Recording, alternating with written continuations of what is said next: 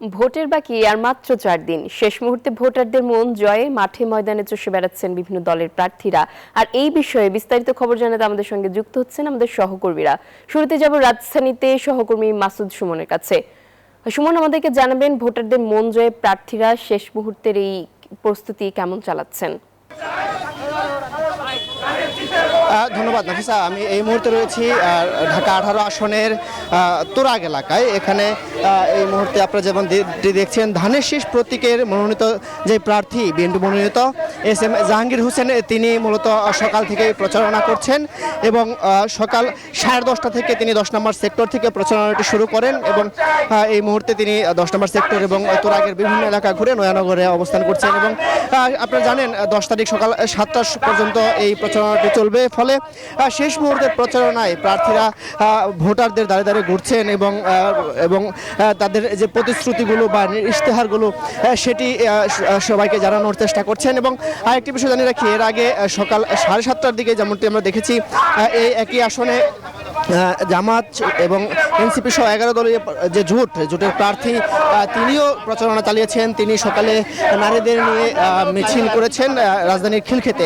তো সব মিলিয়ে আমি যদি এই ঢাকা 18 আসনের চিত্রটি বলি, এক প্রকার জমে উঠেছে নির্বাচনী আমেজ এবং সব প্রার্থীরাই তারা ঠিক এই নির্বাচনে বিজয়ী হলে এই 18 আসন ঘিরে তাদের কি পরিকল্পনা রয়েছে সেগুলো বিভিন্ন ভোটারদের কাছে, বিভিন্ন শ্রেণী পেশার মানুষের কাছে পৌঁছে দিচ্ছেন এবং তার ধারাবাহিকতায় আজ সারা দিনই প্রচারণা চলবে। এবং এই আমরা যেমনটি দেখেছি অন্যান্য যে প্রার্থীরা রয়েছেন, বিশেষ করে আপনারা জানেন এই আসনে একজন প্রার্থী তিনি মহিউদ্দিন রনি, তিনি আহত হয়ে হাসপাতালে ভর্তি রয়েছেন।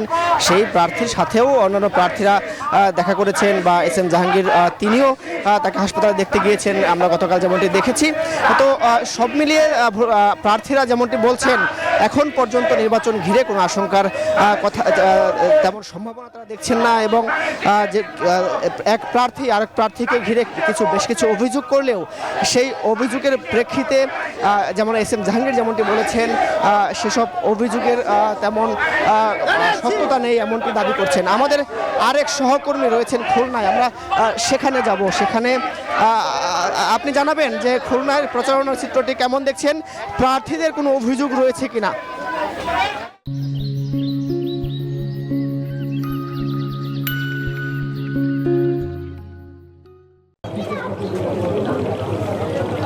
জি ধন্যবাদ। একই অবস্থা কিন্তু খুলনাতেও চলছে। সকাল থেকেই কিন্তু প্রার্থীরা নেমে পড়েছেন গণসংযোগে। তারা বিভিন্ন পাড়া মহল্লায় ভোটারদের দ্বারে দ্বারে যাচ্ছেন, লিফলেট বিতরণ করছেন এবং নিজেদের পক্ষে কিন্তু ভোট দাবি করছেন। আমরা এই মুহূর্তে অবস্থান করছি খুলনা 2 নম্বর আসনে।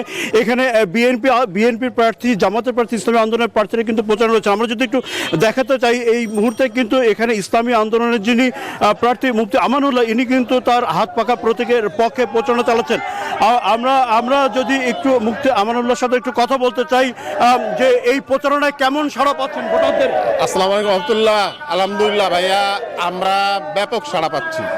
মানুষ আমাদেরকে অত্যন্ত সুন্দরভাবে রিসিভ করছে এবং তারা বলতে চায় যে ইতিপূর্বে আমরা আওয়ামী লীগ বিএনপি দেখছি, আমরা এখন ইসলামকে দেখতে চাই। যেহেতু পীর সাহেব চরমনাই ইসলামের পক্ষে সুস্পষ্ট ইশতেহারের মধ্যে ঘোষণা করেছেন, মানুষের আগ্রহ অনেক গুণ বেড়ে গেছে। যেহেতু তারা মুসলমান, ইসলামের পক্ষে থাকতে চায়, ইসলামী রাষ্ট্র চায়। তারা কোনো নির্বাচনী সহিংসতার আশঙ্কা আছে? আমরা এখনো পর্যন্ত টুকটাক বিচ্ছিন্ন ঘটনা ছাড়া বড় কিছু দেখিনি। সামনে আশঙ্কা মুক্ত না, তবে পরিস্থিতি মোটামুটি ভালো মনে হচ্ছে। যে আপনি শুনছিলেন যে এখানে যিনি প্রার্থী আছেন তিনি বলার চেষ্টা করছেন যে নির্বাচনী পরিবেশটা ভালো এবং ভোটাররা কিন্তু ভোট দিতে আগ্রহী আছে। তো এই ছিল খুলনা 2 আসন থেকে সর্বশেষ। আমরা একই খবর জানতে যাচ্ছি, আমাদের সহকর্মী বাবু বগুড়ায় আছেন। বাবুর কাছে জানতে চাই। প্রতীকে নির্বাচন করছেন, আমরা একটু তার কাছে কথা বলবো যে শেষ মুহূর্তে কেমন প্রচারণা চলছে, কেমন সাড়া পাচ্ছেন।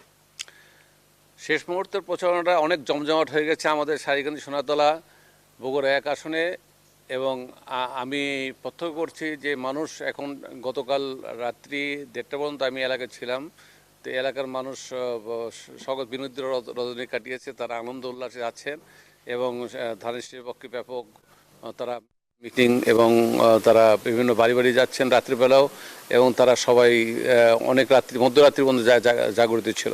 আমার বিশ্বাস যে সারিকান্দি সোনারতলার মানুষ যে বিগত যে কোনো সময়ের চেয়ে সর্বোচ্চ ভোটে ধানের শীষে বিজয়ী করবে এবং আমাদের প্রিয় নেতা জনাব তারেক রহমানের হাতকে শক্তিশালী করবে। তারা চায় যে বগুড়ার থেকে আজকে তারেক রহমান যে প্রার্থী হয়েছেন যে কোনো মূল্যে তারা যে কোনো সময়ের চেয়ে তারা সর্বোচ্চ ভোট বেশি দিবে এবং তাকে ভোটে নির্বাচিত করবে এবং বগুড়া থেকে তাকে বাংলাদেশ প্রধানমন্ত্রী করবে। ধন্যবাদ। উনি জানান যে তারেক রহমানকে সর্বোচ্চ ভোটে তারা বিজয়ী করতে চান এবং এই জন্য কিন্তু বগুড়া সদর আসনে যেমন নেতাকর্মী কাজ করছেন, বগুড়া সব আসনে কাজ করছেন। এই ছিল বগুড়াতে সর্বশেষ। ফিরবো স্টুডিওতে। বাবু, আপনাকে অসংখ্য ধন্যবাদ আমাদের সঙ্গে যুক্ত হবার জন্য।